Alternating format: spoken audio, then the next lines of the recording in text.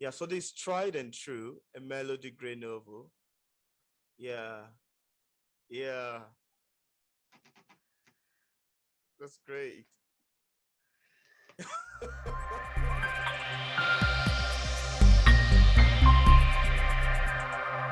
Hi there, viewers. Today I'm joining a conversation with Karissa Van, the author of Tried and True, a Melody Gray novel. It's a pleasure to have Kari on the show.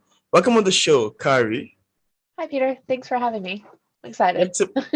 it's a pleasure to finally have you and speak to you directly. So, this year's my first face-to-face interview. So, Yeah, that's great. So, Kari, could you tell us about your book, Tried and True, a Melody Gray novel? How does this book come about? I mean, what inspired you to write the book? so I play Dungeons and Dragons a lot. It's a Oh, tabletop RPG. Um, and I've had this character in my mind for many, many, many, many years. And I've played different versions of her and just really developed her. And I've always kind of wanted to um, write a book involving her and what happens and adventures and stuff like that. But I never really had the support. And then recently, I ended up getting the support and encouragement. oh, So that was really changing for me, and I moved forward with publishing yeah, and bringing it that to life. absolutely that actually sounds, very great and quite fascinating to me. And I also want to ask you, for readers like me who haven't read the novel yet, without giving much information away, could we have a sneak of what we had expect picking up Tried and True? Um, well, it follows a bard through one particular adventure, Hmm. and then it changes because, unbeknownst to her, there's other parts moving, and that takes her to another world and puts her friends in jeopardy as well. So she's trying to balance everything and navigate it Oh, while taking on a tremendous amount of pressure on herself. oh, And it is partly that, partly touches on some real world subjects that we deal with culturally, and then all in a happy little fantasy setting. It's not so happy, but you know what I mean. Carrie, from actually reading your book's description page on Amazon, it's obvious that it's a fantasy novel. And I want to Hmm. ask you, why have you chosen to write under the genre of fantasy? Is there anything that specifically piqued your interest in fantasy? Well, I grew up reading Dragonlance, which is this huge Oh, fantasy wow. series. Yeah. And of course, as I grew, I also went into Tolkien and all these other well known fantasy writers. Hmm. And then went into playing Dungeons and Dragons. So it's all it's what has piqued my interest, and I find that you can touch on a wide variety of subjects in a very safe setting and kind of put yourself suspend the belief a little bit more and put yourself in there and have more experiences. So that that's why I like fantasy. It's just about anything can be fantasy if you don't Yeah. have, but Yeah, I too really love reading fantasy. There's a particular book that really piqued my interest in fantasy novels, and I was like, oh my God, I think fantasy is a great genre, and I'll keep reading much in this particular genre. it So I allows you to think, be very creative. yeah, Yeah. and even talking about the fathers of fantasy, you can talk about Stephen King's fairy tale and all the fantasy novels actually that are quite Yeah. inspiring and get readers particularly stick to certain genres of literature. Yep. It's kind of funny though. While I love Dragonlance, which is written by Tracy Hickman and Margaret Wise, Oh, um, my other two favorite authors are like Night and Day, Michael oh, Crichton oh. and Anne Rice. So they've both passed, but they've also been very influential to me as where I set my bar as far as where I want to be writing at. Next, I want to ask you, as authors, we all have different ways of reacting to feedbacks and criticism of our books. I want to ask you, how do you react to negative criticism of your books if you've ever had one in time past? What was your thought about criticism? I haven't had anything like super like negative, and I've always tried to take everything very constructively. Like Mm. there's been through my editing process, one of the critiques was the quotes at the beginning of the chapters that I use were too modern. So I ended up having to, because I don't want to get rid of them at all, um, changing them and working them into the story. So it's more of a quote from the chapter to help frame the mind than actually being too modern and taking you out of the story. Mm. And then, so I always try to look at it from, okay, so how can I adjust accordingly if Uh, there is a plot hole that I somehow missed or something like that?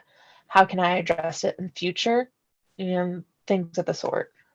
So I yes. I, I haven't come across anyone just crapping on it to crap on it. Pardon my language, but yeah, so I haven't had any trolls yet. That's So great. That's actually great. And also, I want to ask you, apart from Tried and True, do you have other books you've authored or you're currently working on? I think maybe you'd love to talk about that too. so Tried and True is my first published novel, Oh, and so it's my debut novel. Um, but I am working on a couple of pieces. One is a work in progress for the next in the series, mm, um, because it's a Melody Gray novel. It's going to be part of a series. It's going to follow various adventures that she has and some other characters in there too. But I'm also doing research for a mermaid historical fiction. oh wow. So I'm hoping to have that out in the next couple of years. It's very research intensive at the moment because I am bringing in so much folklore history into it, and I'm going to follow it up to the ages to our current time. So it's going to start way, way, way back and kind of like speed on through. So That's great. That's quite fascinating. And now, Kari, could you tell us what publishing is like for a published author like yourself? What are the challenges that you've encountered in terms of marketing your books, and what are the mediums you've utilized so far in promoting Tried and True?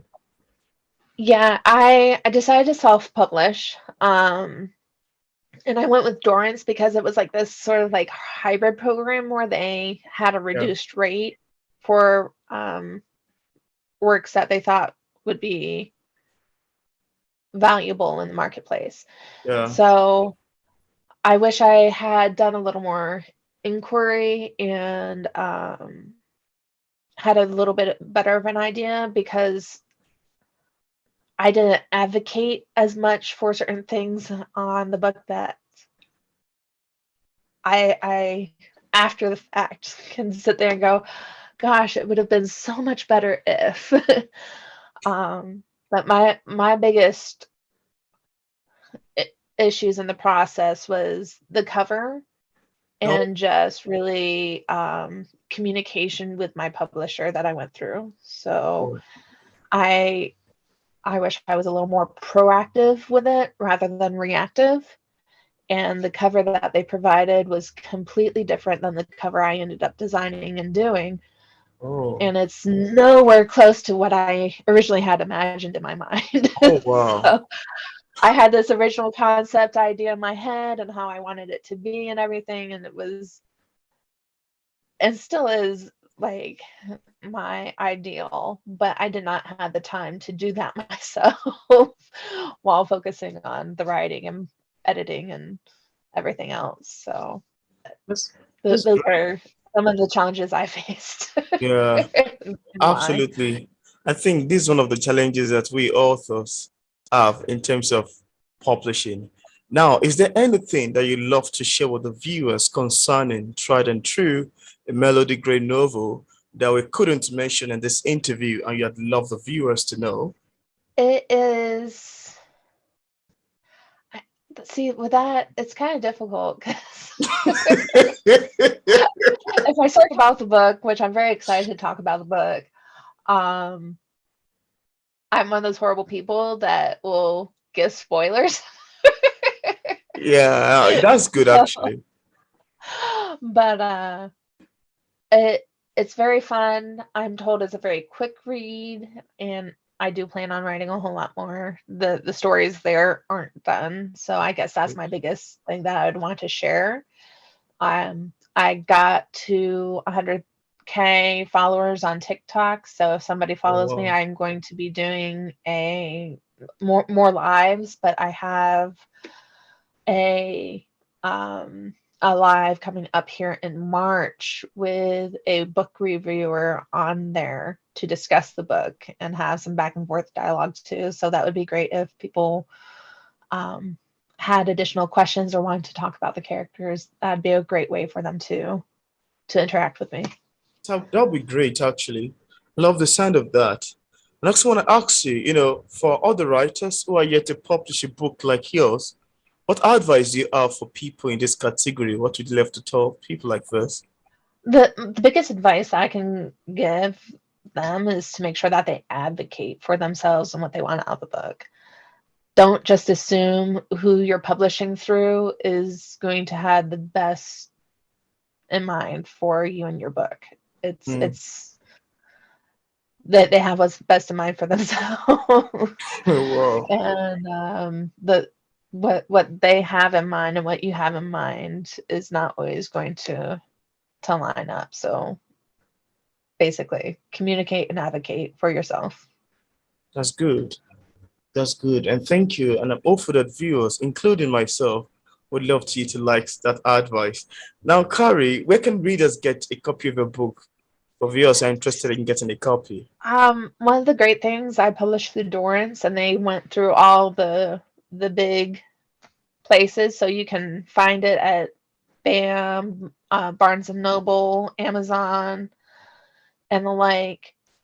Um, but if you guys really, really want to support me even more, if you go Yeah. through Dorrance's site and purchase from Dorrance, Oh, um, the book through there, I get more of the royalty. So, that's great. And for viewers who would love to get a copy of Tried and True, a Melody Gray novel, I left a mhm. link in the description part of this interview to the purchase link on Amazon and Oxfam Barnes and Nobles for viewers who would love to get a copy directly on Amazon. So thank you very Yeah. much, Kari, for accepting the invitation to be featured on English Literature. It's a pleasure having you on the show. Oh, it's great. Thank you so much. I'm so excited. So.